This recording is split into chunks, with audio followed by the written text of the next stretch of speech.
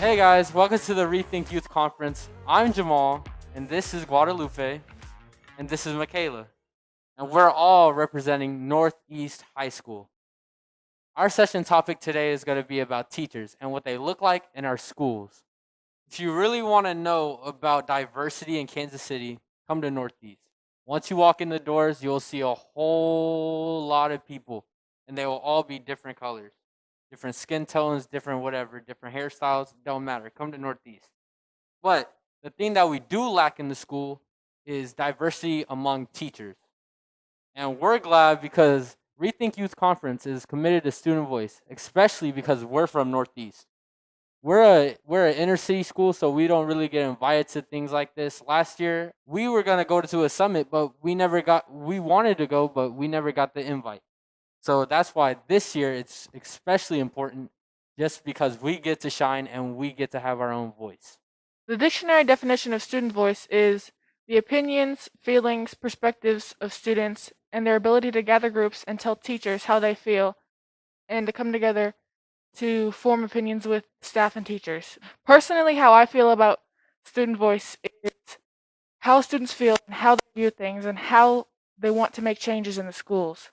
Student voice is being able to tell a teacher how you feel without being scared or feeling like it's not going to matter or anything like that. But this is so important because it helps me every day to make changes in the school so that I feel more motivated to come to school, more motivated to do better in school, and to do great every day. But student voice for Northeast and for the schools is so important because our attendance is so low and our grades aren't very good. And I think this is a great opportunity because it could help us increase our grades, increase our attendance, our test scores, and everything. Rethink is allowing us to use our student voice to make a change that is good for both the teachers and the students. What does student voice mean to our project? It means everything to our project because those are our perspectives and our thoughts about having diversity in our schools. So, I'm a senior this year and I have to sit through 7 classes a day. And I have yet to see any teachers that look like me. And that's really hard because how can I look up to somebody who doesn't look like me, and how can I feel like I could be successful when I don't have a positive role model for that? In our project, we want to show you how the teachers look like in our classrooms today. We want to show you how we want them to look in the future, and we want to give you steps to accomplish that. We have done a presentation and we have read so many articles. We have even done a project brief, and we hope that you could go over it with us. Welcome to the Rethink Youth Conference. Today is February 26, 2021, and I'm glad to be here representing Northeast High School. My name is Michaela Marshall, and today our topic is Teacher Compassion plus Student Will equals Graduation. I hope you enjoy the rest of the presentation. This is our school in Northeast. This slide includes pictures of our school, our gym, our pantry, our classrooms, even our graduation. Who we are. Northeast is one of the most diverse schools in Kansas City with 91% minority enrollment. I'm Jamal, and I'm joined with 4 other people today. I'm joined with Michaela, Guadalupe, Cameron, and Gabby. The why. We chose this topic to show awareness to a problem worldwide. We as a school are academically challenged, and we feel like if we get the change we seek, we would do better. With 2 ways we can do this is changing the diversity gap in students and having more passionate teachers teaching. Up until 9th grade, I didn't have any teachers of color, and my grades were great. School was pretty easy for me. The only time I struggled was when I felt like the teacher didn't really have the drive to teach. I was doing terribly in math, and it seemed as though my teacher didn't care. Defining key terms. Veteran teacher. A teacher who has given long service as a teacher, usually more than 10 years. This will be referred to later. Diversity training. Any program designed to facilitate positive intergroup interaction that will reduce prejudice and discrimination. This will teach people who are different from each other how to work together. Diversity. The practice or quality of including or involving people from a range of different social and ethnic backgrounds and of different genders, sexual orientations, and more. This is a real topic in our society today. Implicit bias. When we discriminate towards people or associate stereotypes with them without our conscious knowledge. Minority. A relatively small group of people, especially one commonly discriminated against in a community, society, or nation, differing from others in race, religion, language, or political persuasion. Colored. Relating to people who are wholly or partly of non-descent. Skewed. To make a bias or distort it in a way that is regarded as inaccurate, unfair, or misleading. The what? At first, our group was a bit weary about this topic. We had several questions, like, does a teacher really have to look like me to be a good teacher? And we really didn't know if it mattered. Then we realized that the color of the teacher's skin doesn't matter, but the compassion vibe does. This drove us to research and find more data on the topic to share with our audience. The four subtopics of this presentation are history, relevance, challenges, and solutions. These are extremely important to the topic and how we identify them, because without them, we would not know where we would be right now with our schools. And the history will talk about how we got to be this integrated with our teachers. The relevance will talk about how important this topic was. The relevance will talk about how important this topic is.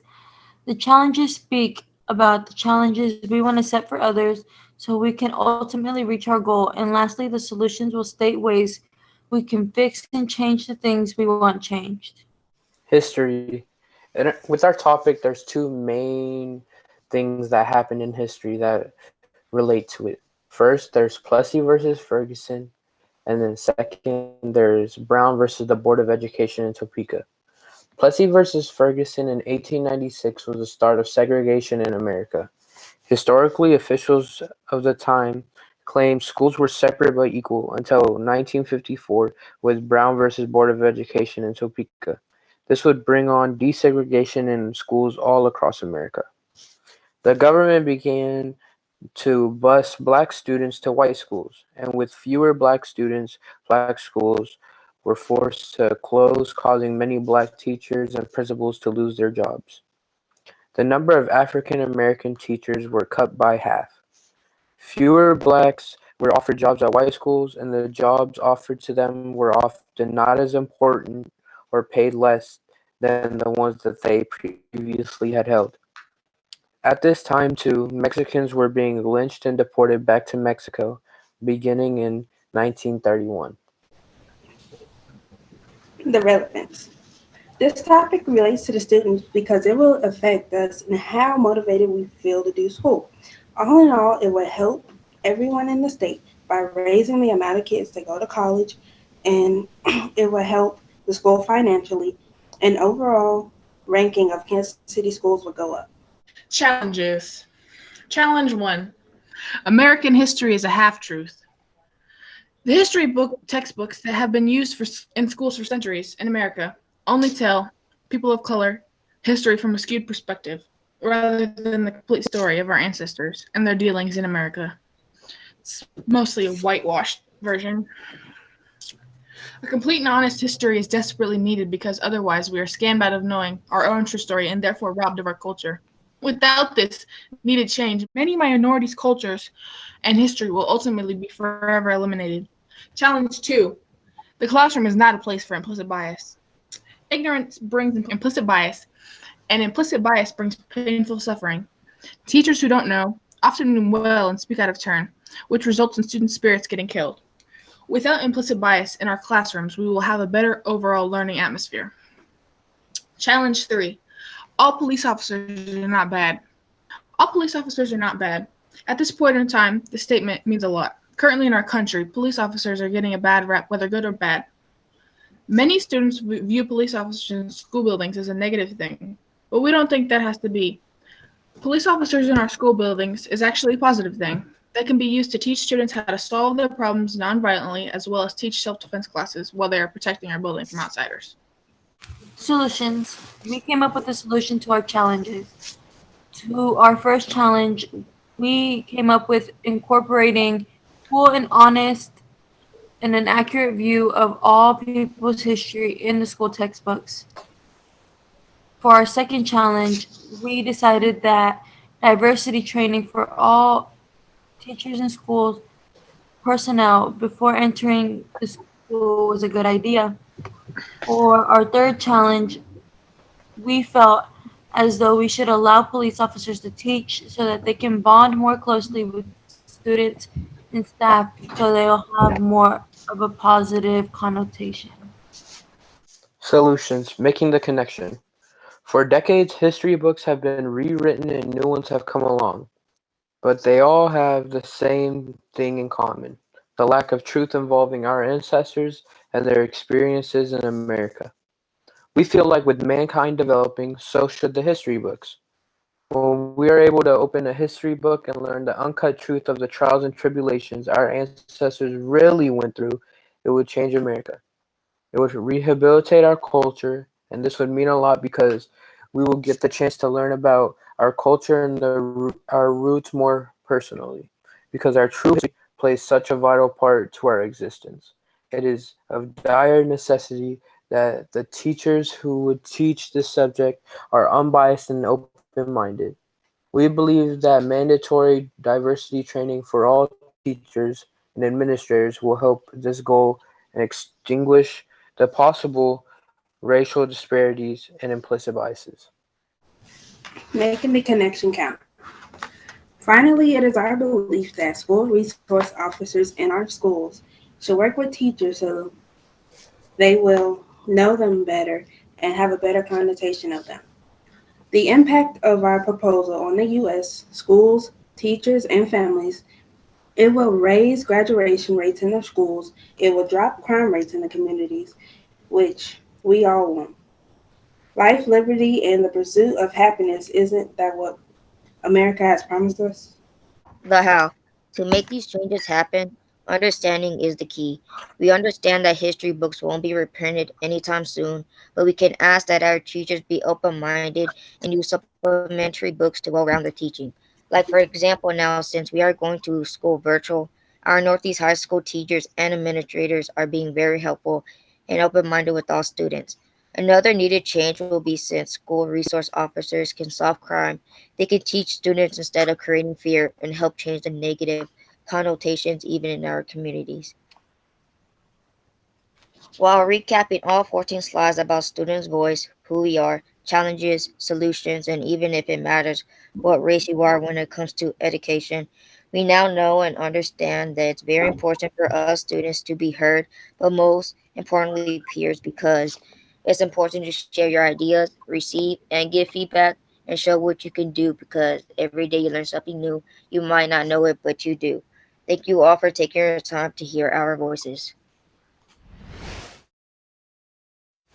Our first expectation was we just wanted to see a change in the overall culture in school, in education, and all of the above. We just wanted to see more minorities or just people of color getting a chance to teach. During our research, we learned a lot, but the main thing that we learned was that you don't have to look like me to be a good teacher.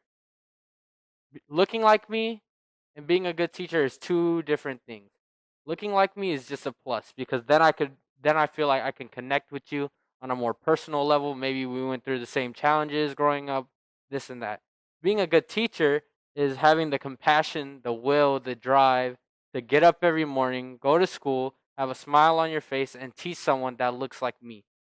I can say this from personal experience because if you go to Northeast High, there's an algebra teacher named Mr. Shores. I'll say it right now. This dude right here, he is an albino. Like in the wintertime, he's albino. But even though that he doesn't look like me, every time I see him, he daps me up. He's like, "What you doing, Jamal? How's this? How's that?" He always asks me how my business is because I do run a business, and he always makes sure that I'm okay. Even virtual learning.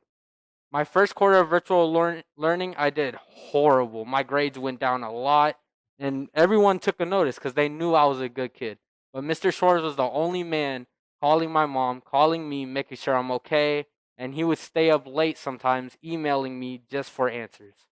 The impact that we want our session to have on all education is to have those teachers that are like my algebra teacher, Mr. Shores, that care for you, teach you, and love you all the same as if you were one of their own. Thank you all for being here, and the hope that I have for all you guys is, first of all, you already did number one. Just being here, listening to us, it's student voice. For the first time, we actually have a voice to talk to you guys.